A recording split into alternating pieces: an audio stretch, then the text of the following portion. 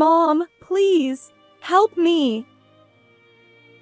My daughter, who had just gotten married 3 months ago, suddenly came to me in the middle of the night.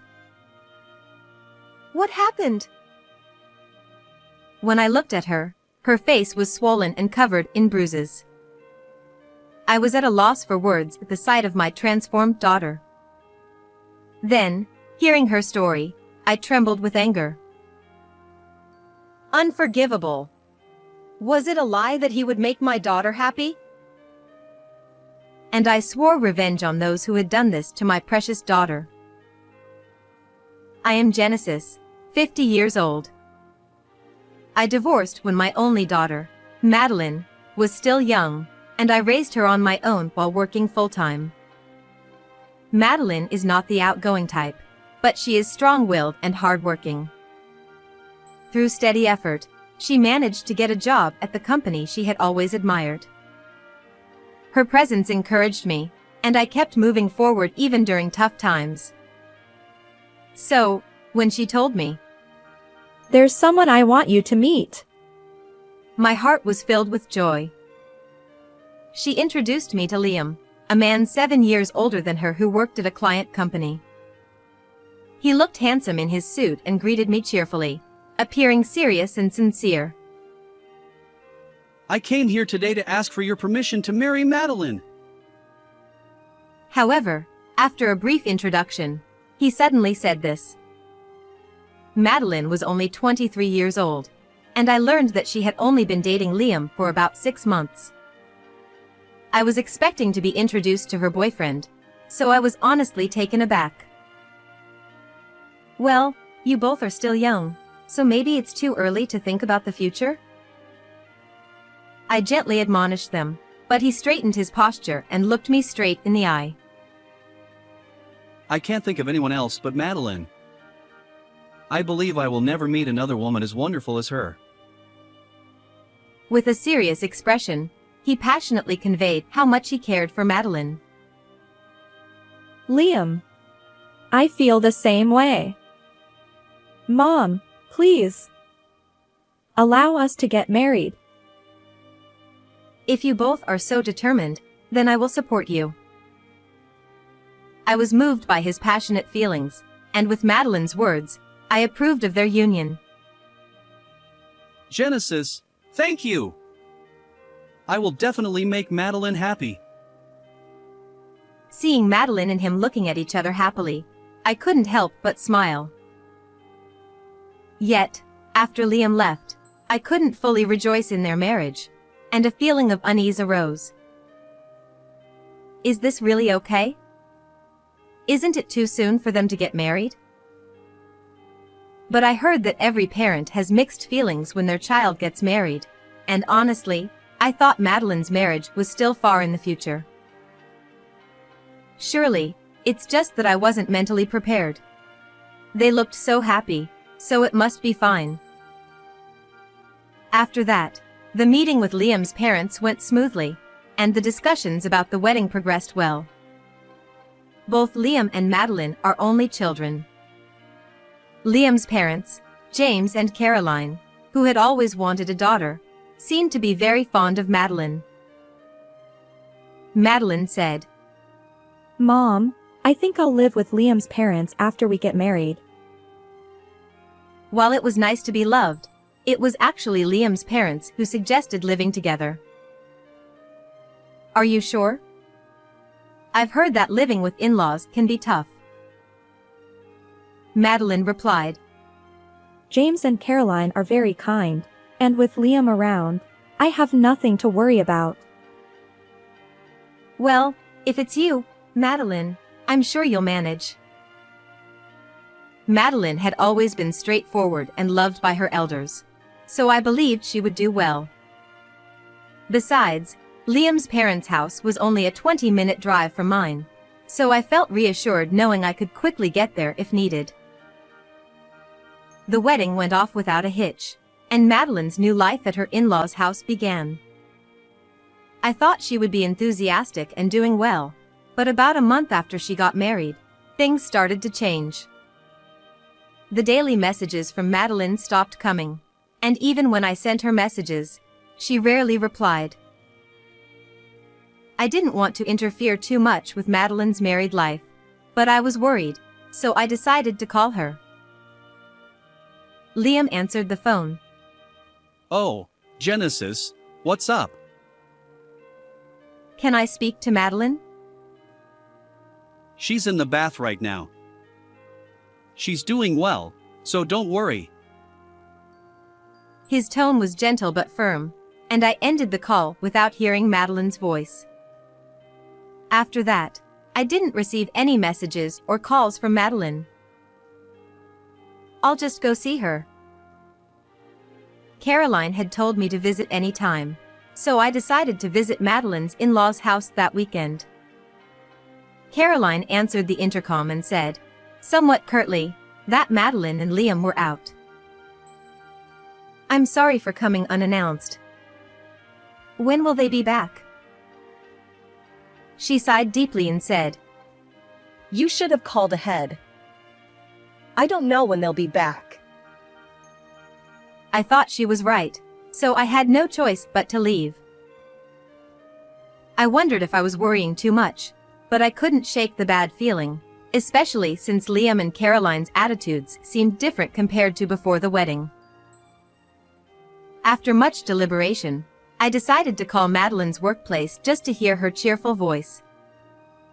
To my shock, they told me she had already resigned and that her sudden departure had caused problems. Madeline quit her job? That can't be true. When she received the job offer from her dream company, we both cried tears of joy. Madeline had been so enthusiastic about balancing work and household chores like I did, so I couldn't believe she would quit suddenly. Something is definitely wrong. But what should I do? I wasn't sure if visiting her in-laws again would allow me to see Madeline, and I was even considering consulting the police when the incident happened. 2 days after learning about Madeline's resignation, it was late at night.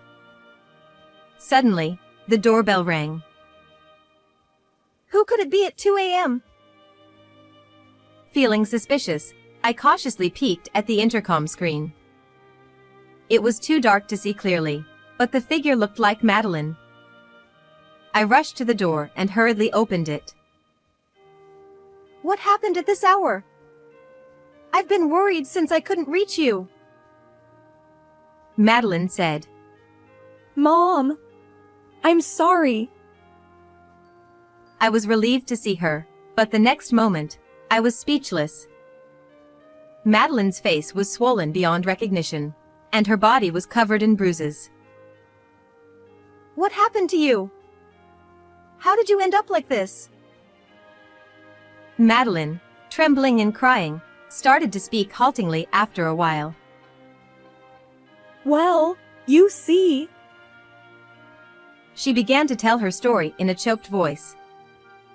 After the wedding, Liam's attitude changed drastically.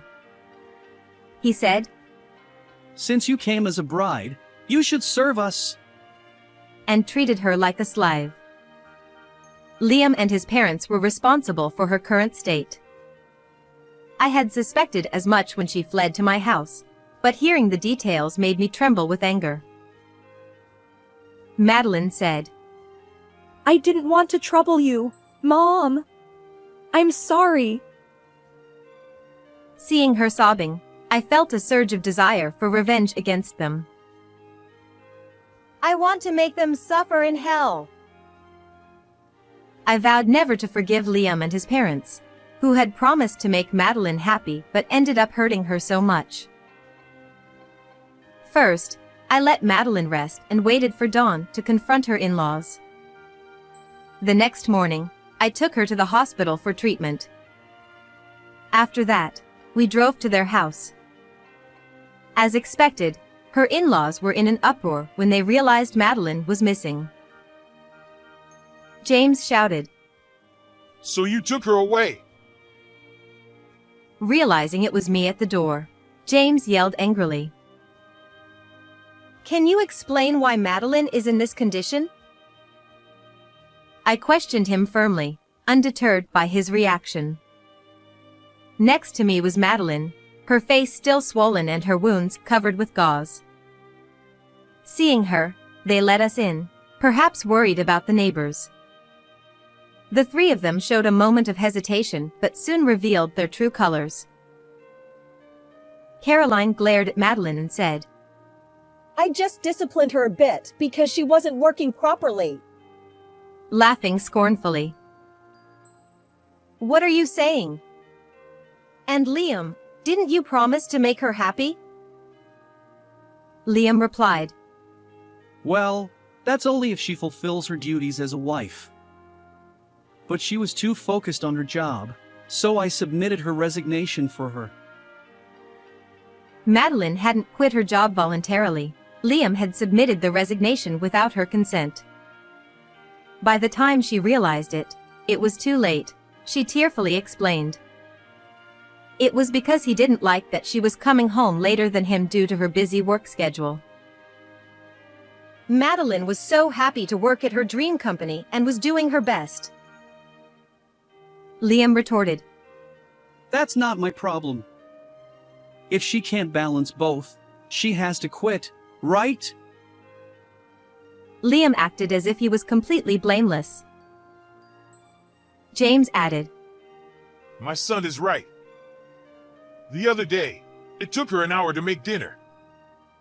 She can't do anything properly.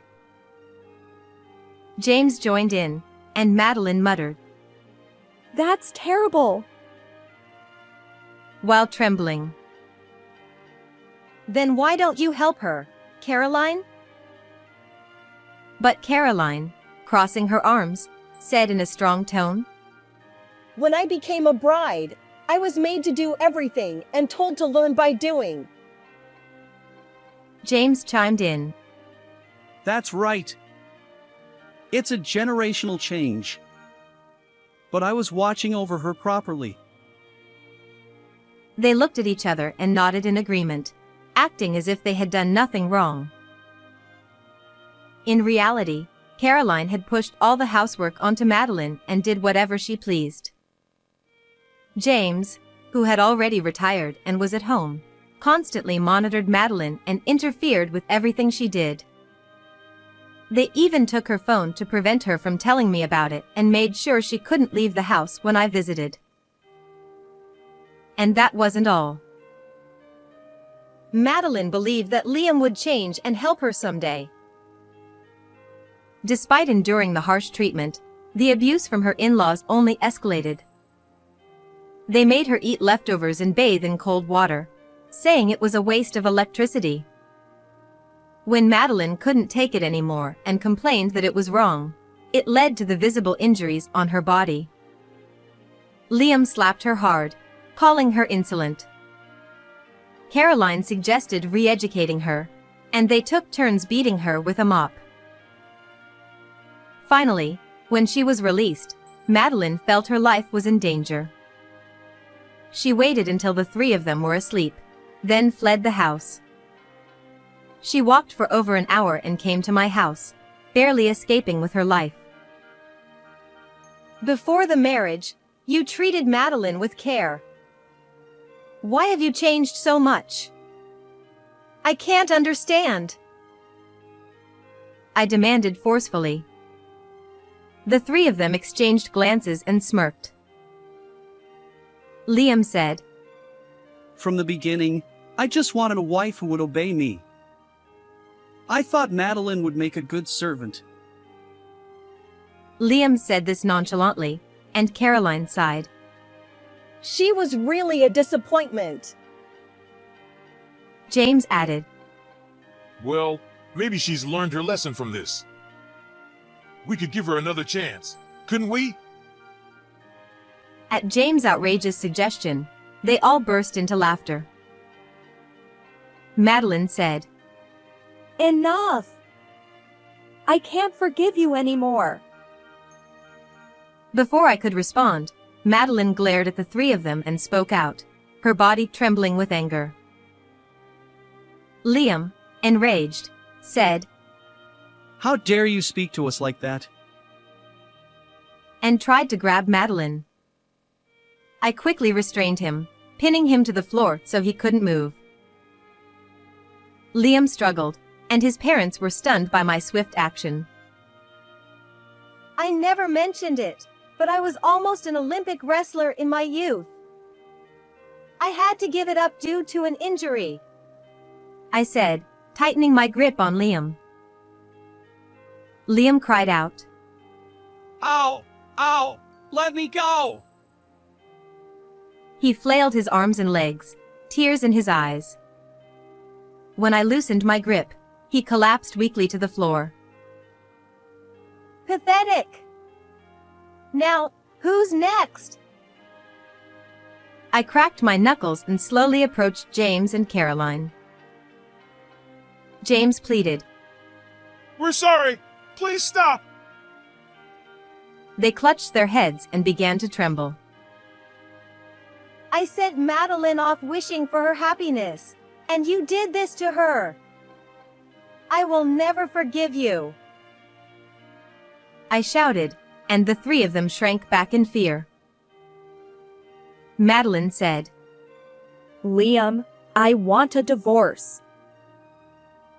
Following my lead, Madeline presented the divorce papers to Liam.